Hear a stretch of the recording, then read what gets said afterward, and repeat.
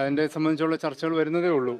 U D എഫിൻ്റെ ബാക്കിയുള്ള ഡിസ്കഷൻസൊക്കെ ഇന്ന് വൈകിട്ട് 4 മണിക്ക് UDF ഉണ്ട്. അതിൻ്റെ അകത്ത് വെച്ചായിരിക്കും അത്തരത്തിലുള്ള കാര്യങ്ങളിലേക്കൊക്കെ വരുന്നത്. അപ്പോൾ അതിലേക്കൊക്കെ കടക്കുന്നതേ ഉള്ളൂ ഇപ്പം. ചെറുകക്ഷികളെയും അതുപോലെ തന്നെ പരിഗണിക്കുന്ന രീതിയാണ് UDF നുള്ളത്. അതുകൊണ്ട് ഈ 2.5 ഉണ്ടാകില്ല എന്നുള്ള പ്രതീക്ഷയിലാണ്. ഇല്ല, അതൊക്കെ ചർച്ചയിലേക്ക് വരുന്നതേ ഉള്ളൂ. അങ്ങനെയുള്ള വിഷയങ്ങളൊന്നും ഇപ്പോൾ ഞങ്ങൾ അത്തരത്തിലുള്ള കാര്യങ്ങളിലേക്കൊന്നും കടന്നിട്ടില്ല. എല്ലാവർക്കും പ്രാതിനിധ്യം ഉണ്ടാവും എന്നുള്ളത് തന്നെയാണ്. ബാക്കി അതെങ്ങനെയാണ് അതിൻ്റെ കാര്യങ്ങൾ എന്നുള്ളത് ഇന്ന് വൈകിട്ട് ഡിസ്കഷനുണ്ട് 4 മണിക്ക്. എല്ലാവർക്കും പ്രാതിനിധ്യം ഉണ്ടാവുമല്ലോ. വേണമെന്ന് ആവശ്യപ്പെടുമല്ലോ. അല്ല, അതാണ് ഞാൻ പറഞ്ഞത്, എല്ലാ ഘടകകക്ഷികൾക്കും പ്രാതിനിധ്യം ഉണ്ടാവില്ല. അതൊരു കീഴ്വഴക്കമാണ്. അതൊക്കെ ഡിസ്കഷനിൽ വരുന്നേ ഉള്ളൂ, സമയമുണ്ടല്ലോ. മുൻപ് റേഷൻ കടകളുടെ കാവൽക്കാരനായിരുന്നു.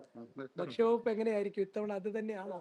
ഞാൻ പറഞ്ഞല്ലേ, നമ്മൾ അതിനെക്കുറിച്ചൊന്നും ഇപ്പം സംസാരിക്കേണ്ട. അതൊക്കെ UDFും തീരുമാനിക്കേണ്ട കാര്യമാണ്. കോൺഗ്രസ് പാർട്ടി അതിനെ സംബന്ധിച്ചൊരു വ്യക്തത അവരെ സംബന്ധിച്ചുണ്ട്. ഏതൊക്കെ വകുപ്പുകൾ ആർക്കൊക്കെയാണെന്നുള്ളതിനെ സംബന്ധിച്ച്, ഏതൊക്കെ ഘടകകക്ഷികൾക്ക്, അതൊക്കെ അവർ തീരുമാനിക്കും. തീരുമാനിച്ച ശേഷം UDFിൽ പറയും. അതിനുശേഷമുള്ള ചർച്ചകളാണ് വരാൻ പോകുന്നത്. നമ്മളിപ്പോഴേ അതിനെക്കുറിച്ച് പറയേണ്ട സമയമായിട്ടില്ല. ഒറ്റ ചർച്ചയിലെല്ലാം പൂർത്തിയാകും, സുഗമമായി മുന്നോട്ട് പോകുമെന്ന് കരുതുന്നുണ്ട്. തീർച്ചയായിട്ടും അങ്ങനെ നീണ്ട ചർച്ചകളുടെ ആവശ്യം വരുമെന്ന് ഞാൻ കരുതുന്നില്ല. എല്ലാ കാര്യങ്ങളും അങ്ങനെയാണ് കണക്കാക്കുന്നത്. അതിനുവേണ്ടിയാണ് ശ്രമിക്കുന്നത്. അത് ഉണ്ടാവുമെന്ന് ഇപ്പോഴത്തെ സാഹചര്യത്തിൽ കരുതാം.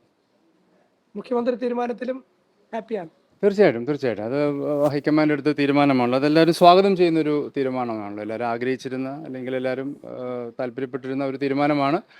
ഒപ്പം തന്നെ അത് പാർട്ടി ഹൈക്കമാൻഡ് മുന്നോട്ട് വെക്കുന്ന തീരുമാനത്തെ എല്ലാവരും അംഗീകരിക്കുക എന്നുള്ളതാണ്. അതിപ്പോൾ എല്ലാവരും അംഗീകരിക്കുന്നുണ്ടല്ലോ.